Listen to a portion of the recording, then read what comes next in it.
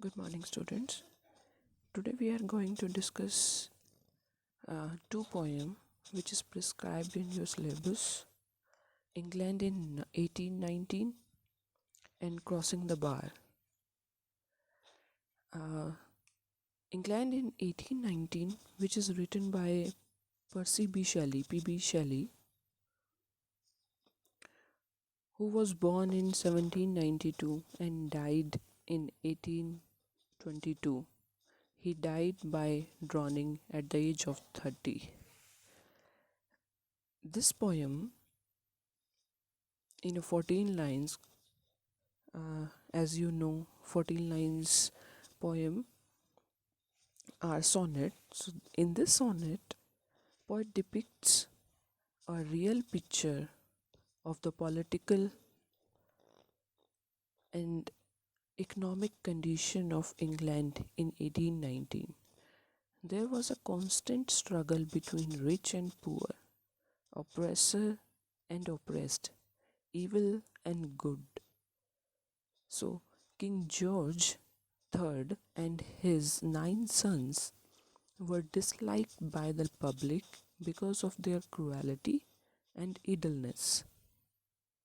The poet wanted his country to be free from these leech-like rulers so that people could live in a world of equality and liberty and justice.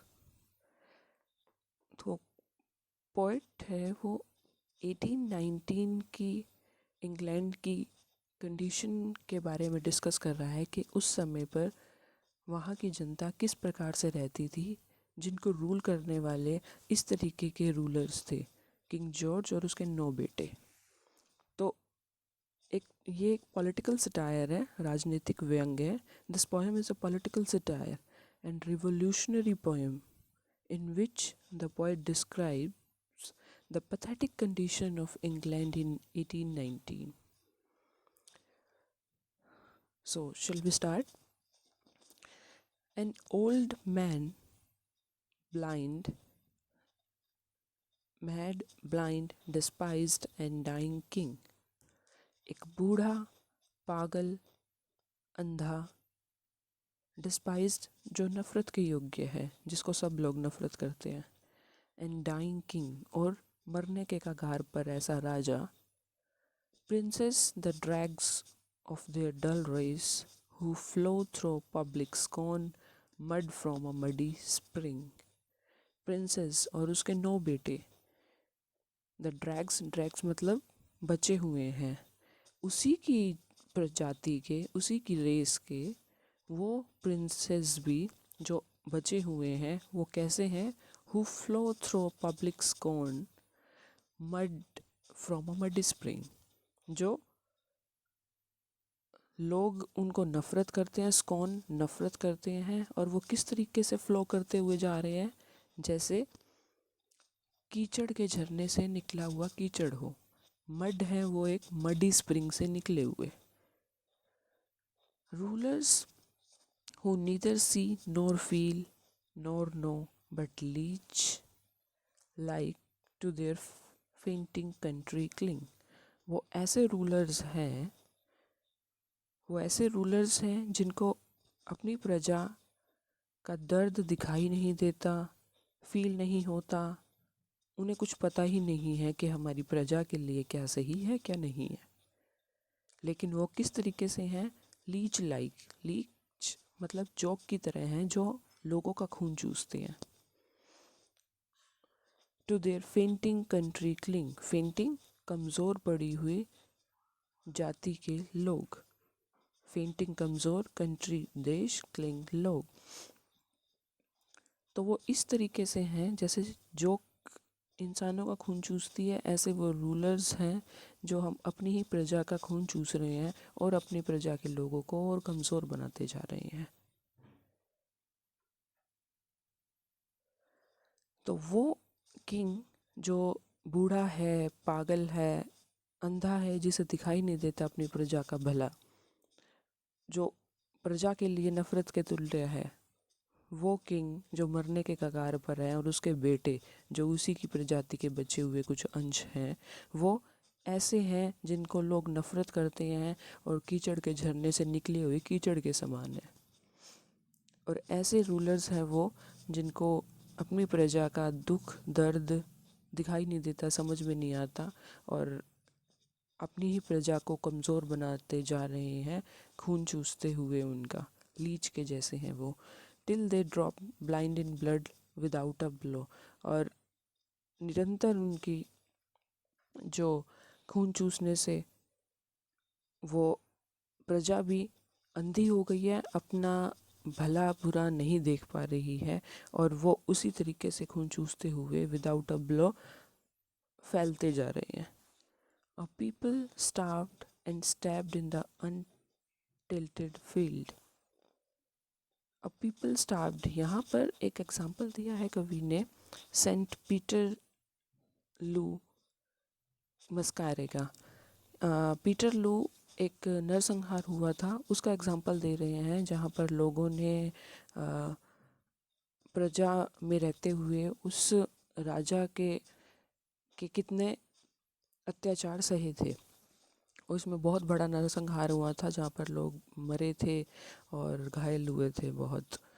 तो Saint Peters George field में जहाँ पर लोग staffed भूखे रहे and stabbed, चाकुओं से हमला किया गया उनके ऊपर, और उस फील्ड में वो कैद रहे थे। An army which liberticide and prey, और वो एक इतनी भरी पूरी आर्मी थी जिसके अंतर्गत उन लोगों ने उनको लिबर्टिसाइड, जिनकी आज़ादी की हत्या करी थी, उन लोगों की, अपनी ही प्रजा की, उनको बंदी बना के रखा गया था, भूखा रखा गया था, और उन पर हमला किए जा रहे थे, घायल किए जा रहे थे, सिर्फ अपनी बात मनवाने के लिए। तो उनकी आज़ादी की हत्या एंड प्रे, निरंतर उन पर हमले किए गए थे। Makes as a two edged sword to all who wield, और ऐसा प्रतीत होता था, वो लोग ऐसे बन गए थे जैसे दो धारी तलवार, two edged sword to all who wield, जो उनके साथी थे उनके लिए भी। कैसे? एक तो वो अपनी प्रजा को ही मार रहे हैं एक एज से, और एक एज से वो अपना ही शासन ख़त्म कर रहे हैं। तो वो अपनी ही प्रजा के लिए दो धारी तलवार के समान हो गए थे। उनको भूखा रखा जा रहा था, हमला किया जा रहा था अपनी बात मनवाने के लिए, लेकिन वो उन्हीं के लिए खतरनाक साबित हो गई थी। प्रजा नहीं होंगे तो रूल किस पे करेंगे। Next, golden and sanguine laws which tempt and slay. और ऐसा दिखता तो था, सैंग्विन मतलब जो कानून जो हमारी भलाई के लिए ना बने हो, ऐसे कानून सुधारवादी दिखाई तो देते थे, लेकिन आम जनता के लिए वो बंदी और उनके मारने के समान थे। देखने में तो वो गोल्डन और टेम्प्ट उनको आकर्षित करती थे, ऐसे कानून बनाए जाते थे, लेकिन वो वास्तव में उनके को दबाने का, उनको और कमज़ोर करने का और उनको मारने का के जैसे कानून बनाए जाते थे। देखने में वो बहुत अच्छे कानून लगते थे। Religion Christless godless a book sealed, और उस समय का कानून कैसा बन गया था, तो उस समय का रिलीजन कैसा बन गया था, जो कि भगवान के बिना था, और क्राइस्टलेस और गॉडलेस, जो उस समय का कानून भी ऐसा बन गया था, जो किस कानून जो ईश्वर के हीन था और क्राइस्टलेस था। और उस समय वो शक्तिशाली लोग के लिए प्रयोग में आने वाली बाइबल भी एक बंद किताब की तरह हो गई थी। It was like a sealed Bible used for only people in power. और वो किताब जो लोगों को आगे, हमारा धर्म, हमारा ग्रंथ जो हमें आगे की सीख देता है कि हम क्या कर लेंगे और अपने दुख दर्द से कैसे निकलेंगे, वो भी उस पूंजीपतियों ने और रूलर्स ने अपने अधीन कर ली थी और अपने तरीके से उनको चलाते थे, चाहे वो लोग हो चाहे वो उनकी प्रजा हो, कोई भी हो। तो अ सीनेट टाइम्स वर्स्ट स्टैच्यू अनरिपेल्ड। अ सीनेट, सीनेट क्या होता है? राज्यसभा, पार्लियामेंट। उस समय की जो पार्लियामेंट भी थी ना, वो भी धनी और पूंजीपति और शक्तिशाली लोग ही, पावरफुल लोग ही चलाया करते थे, जैसे आज भी चल रहा है हमारे देश में। तो राज्यसभा जो थी, पार्लियामेंट थी ना, वो दिमाग वाले लोग और वो शक्तिशाली लोग जिनका अपनी पावर से कंट्रोल था, वो चलाया करते थे। यह ऐसे कानून बनाती थी जो लोगों की दुर्दशा सुधारने की बजाय उनका शोषण करते थे।